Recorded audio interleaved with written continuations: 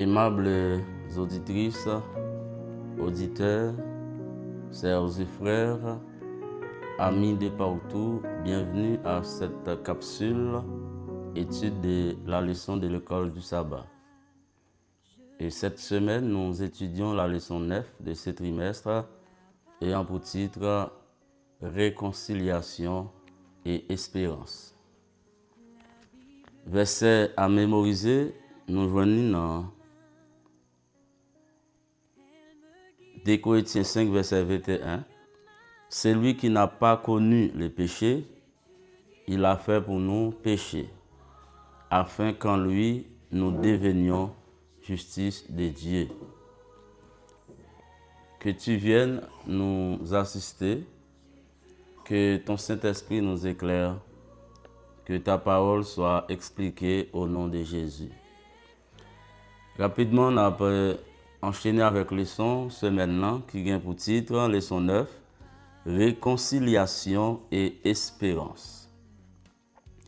Donc, si nous avons essayé de développer des thèmes, réconciliation, donc si nous avons parlé de réconciliation, cela veut dire que tu as eu un problème avant.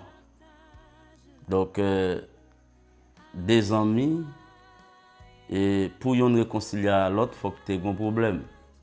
Si dans le foyer, on a parlé de réconciliation, donc tu as un problème entre Maria ou bien Madame. Ça, c'est dans le cadre humain. Humainement, on a parlé.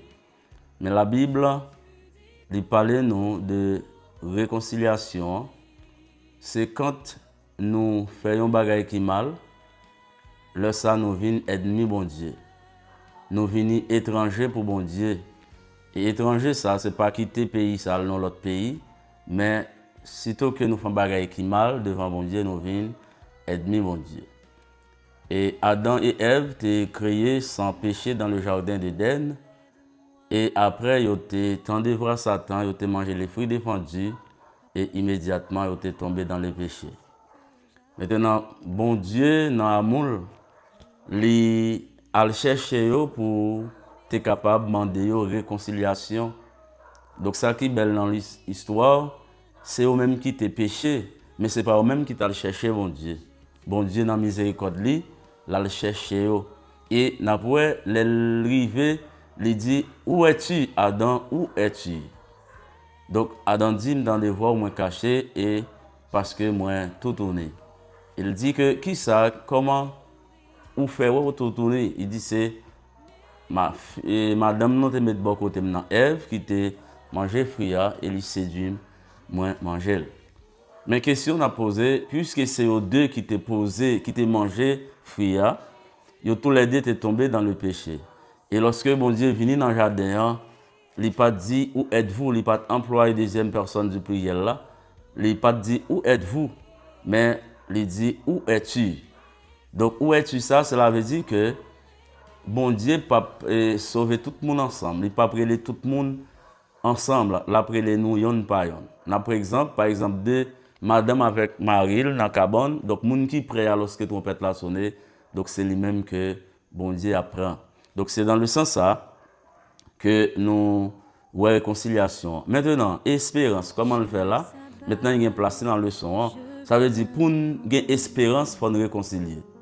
Donc si nous pas de réconcilier, si bon Dieu n'est pas d'accord, réconcilier avec nous, maintenant nous pas gagner espoir que nous gagnons aujourd'hui. Et dans le verset, pour nous aimer pendant toute semaine, il dit Christ n'a pas jamais fait aucun péché. Mais bon Dieu fait le prend, sort nous sous lui. Et il traité le temps qu'il y a un monde qui fait péché. Et qu'il y a nous venons faire un seul corps à Christ. Donc il prend péché, nous le mettait sous dol.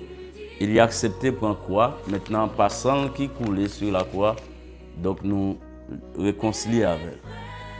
Et dans la partie dimanche qui dit réconciliation, réconcilier après nos œuvres mauvaises.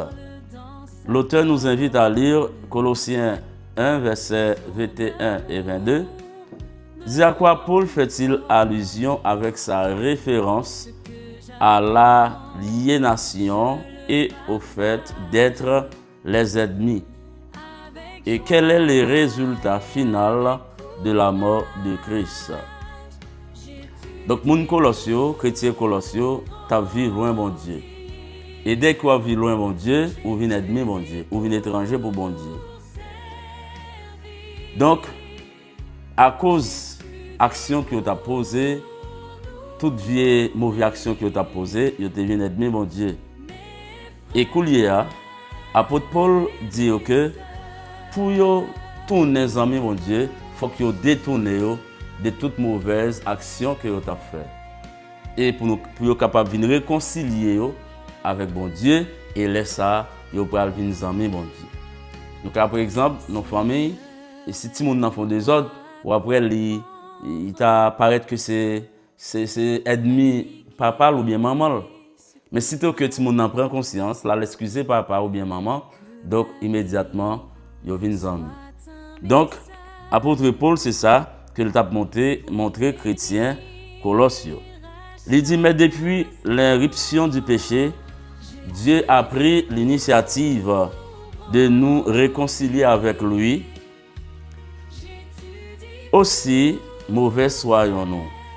Depuis le début, Dieu était à l'œuvre pour résoudre le problème du péché, même si seule sa propre mort sur la croix pouvait assurer la solution.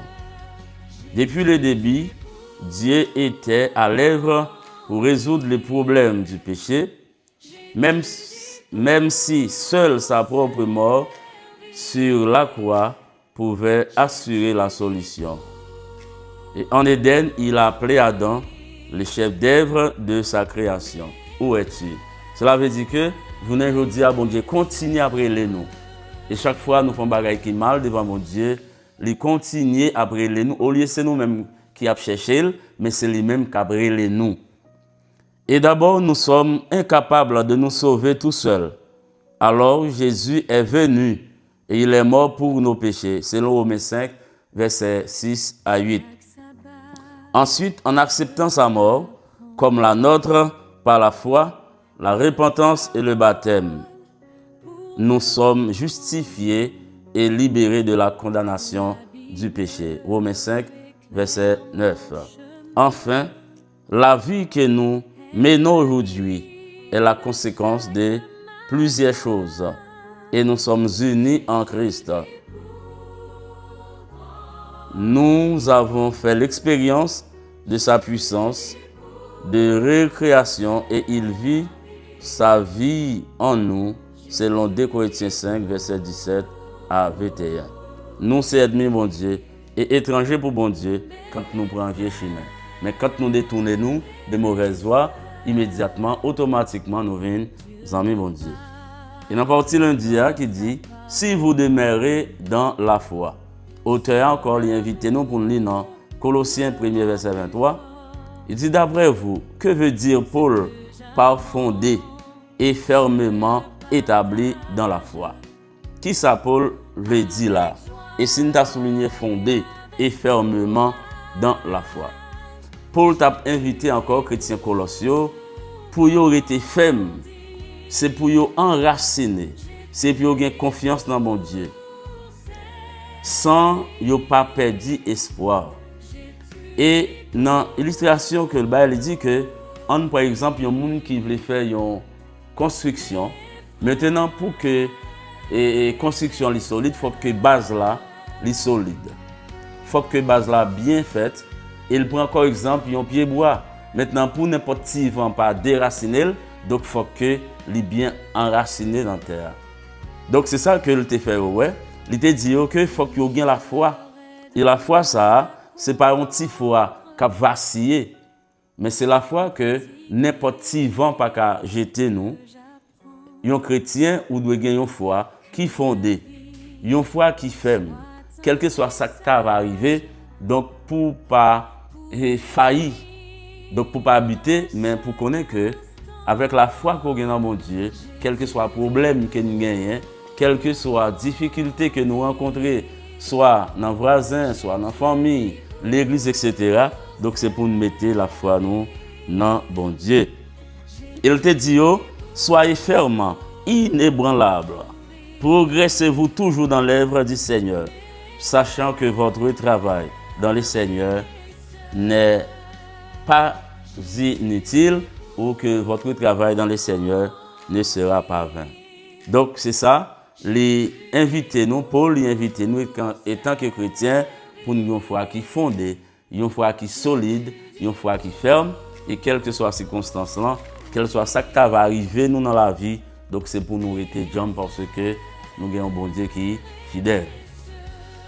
Dans la partie mardi, il dit le plan éternel de Dieu. Le plan éternel de Dieu.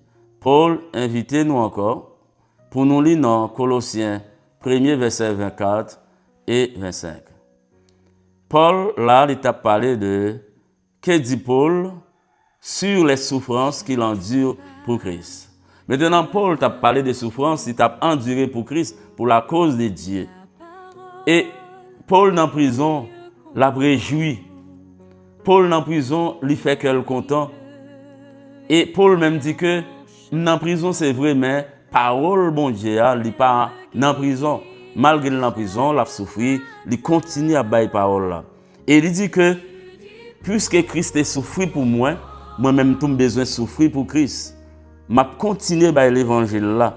Ça ne peut pas détourner, ça ne peut pas décourager, même si je souffre. Parce que Christ est souffert pour moi.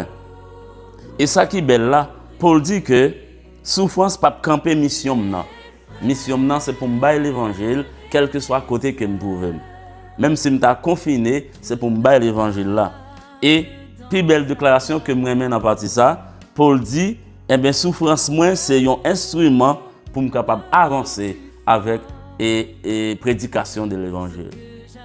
Donc, est-ce que je vous dis, il y a un chrétien qui a souffert, un chrétien qui est en prison pour la cause de l'évangile, pour la cause de Dieu, est-ce que nous sommes capables de faire la même déclaration ça que Paul lui-même l'était fait? Est-ce que nous pouvons utiliser la souffrance nous aujourd'hui comme un instrument pour nous capables d'avancer avec la prédication de l'évangile? Parce que Paul dit que si Christ est souffert pour moi, moi-même j'ai besoin de souffrir pour Christ et me connais souffrance que m'a enduré, un jour ça gagne pour finir. Et Paul dit, Paul est peut-être en prison, mais la parole de Dieu n'est pas prisonnière. Donc c'est la déclaration de Paul. Et dans la partie mercredi qui parlait de le mystère de Dieu révélé. Donc souvent de fois nous définissons le mystère comme un bagage que nous pas qu'à comprendre. Mais là, Paul pas une autre définition avec mystère ça. Et Paul dit que dans Colossiens 1er verset 26 et 27, Paul parle à des reprises d'un mystère. Quel mystère? Paul dit chrétiens et Colossiens, n'importe monde qui croit dans mon Dieu, n'importe monde qui croit dans Christ, quitte les juif, quitte les pas juif, eh bien, nous sommes capables de nous former un seul corps. Nous, c'est l'Église. Donc, nous sommes capables de faire un seul. Donc, ça qui est important, c'est pour nous croire dans Christ. C'est pour nous croire dans Christ. Et depuis nous croire dans Christ, donc nous sommes capables de faire un seul. Il dit, quitte ou tu es juif, quitte ou tu es non-juif, eh bien, c'est fini. Depuis nous venons au pied de la croix, eh bien, nous égales. Et il te dit que ni juifs, ni pas juifs prennent part de la manière aux promesses de Dieu grâce à l'évangile. Et ils sont réunis en un seul corps, c'est l'Église. Coué au pied de la croix, eh bien, nous égales. Il dit ailleurs, Paul parle du mystère de Dieu, c'est-à-dire le but éternel de Dieu, destiné d'avance depuis toujours à notre gloire. Et ce mystère a été conçu avant la fondation du monde. Donc, c'est ça que Paul lui-même lui dit. Mystère, pour Paul, il dit quitte ou tu es juif ou pas juif, de pourquoi dans mon Dieu. Donc, nous formons un seul. Donc, ce n'est pas question, même j'ai toujours dit, nous ne pas sauver, nous ne pas faire rien pour nous sauver. Étant que péché, c'est grâce que bon Dieu fait nous, par son sang qui a été versé. Maintenant, nous avons la foi, nous croyons que bon Dieu lui-même l'a sauvé nous. Donc, nous ne pas sauver, nous ne pas observer le sabbat parce que nous sauvons, mais puisque nous sauvons déjà, nous observons le sabbat. Donc, ça veut dire que C'est ça que pour Paul, qui était pas un mystère, qui en pile monde pas de comprendre, et bien Paul dit que, quitte c'était juif, quitte monde n'a pas de juif, depuis il croit dans mon Dieu, et bien nous sommes capables de faire un seul. Parce que promesse là, c'est pour tout le monde. Et ça qui est important, Paul dit, le salut est universel. Il dit le salut est universel et accessible à tous et pour tous. Donc salut est universel. Il est accessible à tous et pour tous. Donc pourquoi Dieu nous aimerait-il au point de donner Jésus les trésors inestimables du ciel pour notre salut? Et cette question sera notre sujet d'étude pour l'éternité. Il dit par conséquent, tous ceux qui croient en Christ, juifs ou non juifs, voilà, prennent part de la même manière aux promesses de Dieu grâce à l'évangile. Et ils sont réunis en un seul corps, c'est l'Église. Et dans la dernière partie de la leçon, qui a pour titre la puissance de l'évangile. On dit que l'évangile, c'est une puissance pour n'importe qui qui croit.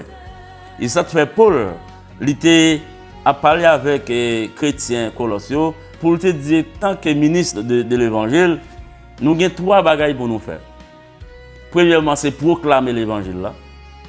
Deuxièmement, nous finissons proclamer le gens qui acceptent nous exhorter et ensuite nous instruire. Il dit 3 éléments ça yo convergent dans le même sens là. 3 éléments ça yo. Donc parfois, nous finissons convaincre les gens d'accepter l'évangile, nous laguer, nous baptiser, ensuite nous laguer. Mais il dit que c'est pour nous capables de proclamer ou accepter, et bien nous c'est pour nous instruire pour capables de rester dans l'évangile. Et il dit que c'est pour nous rendre tout être humain parfait en Christ. Il dit pourquoi, sur quoi Paul se concentre-t-il d'après vous? Pourquoi l'expression tout être humain est-elle répétée 3 fois? Il dit que la prédication de Paul se centrait sur Christ et Christ crucifié. Donc c'est sur ça, la prédication de Paul là, t'es centré sur Christ. Il était christocentrique. Et ensuite, il était et Christ, il t'a parlé de Jésus qui est crucifié et qui mourut pour tout le monde. Et l'objectif du sacrifice de Christ était de faire paraître devant lui cette église glorieuse, sans tache, ni ride, ni rien de semblable, mais sainte et sans défaut. Donc c'est l'objectif là ça. Donc c'est l'église glorieuse, donc qui vient pour paraître parmi l'église, c'est nous-mêmes, qui vient pour paraître devant mon Dieu, sans tache, sans ride, sans rien de semblable, mais sainte et sans défaut. Ainsi, en prêchant l'évangile, Paul veut présenter à Dieu toute personne devenue adulte en Jésus-Christ. Donc, devenir adulte, expression, ça veut dire que tout le monde qui a accepté Christ et qui a accepté marcher avec Christ, eh bien, nous n'avons une parfaite. Nous avons l'autre monde. Donc, nous avons privé à la perfection. Malheureusement, et nous avons besoin, heureusement, dès que nous acceptons Jésus, eh bien, nous avons grandi. Nous avons besoin pour nous capables de grandir, pour nous avancer. Mais on dit, dans quoi sens là? Maintenant, ce n'est pas c'est fait économiquement seulement, pour nous grandir économiquement. Mais c'est un grandissement qui est spirituel, qui est physique, qui est économique. Par exemple, dit que, ou prêcher, vous prêchez par exemple, ou prêcher, ou venez pile de monde qui entre l'église là. L'église là vient trop petit, ou vient faire l'autre gros top encore pour recevoir monde. Et pourtant, on pas intéressé avec vie spirituelle, monde qui entre dans l'église là. Donc Paul dit, eh bien, grandissement ça, il pas bon. C'est pas un pile monde l'église là, a payer un pile dîme, un pile offrande, et puis a grandi, permettre que gon l'autre gros l'église pour un pile monde, mais au point de vue spirituel. Au point de vue spirituel, comment eh ben, nous permettre que monde qui fait partie de l'église là, comment on grandit spirituellement. Donc Paul dit ministère chrétien, les visé pour que tout être humain arrive à la perfection. Ministère de l'église là, c'est visé pour que tout le monde qui est l'église là arrive à la perfection. Donc c'est pas seulement garder pour nous grandir économiquement, mais l'important pour nous capable de grandir spirituellement. Donc Leçon 9. Leçon 9. Réconciliation et espérance. Donc, conseillez-nous pour nous capables de continuer, étudier leçon 9 là. Et puis, nous avons dit bonne semaine à tout le monde. Et puis, abonnez et partagez.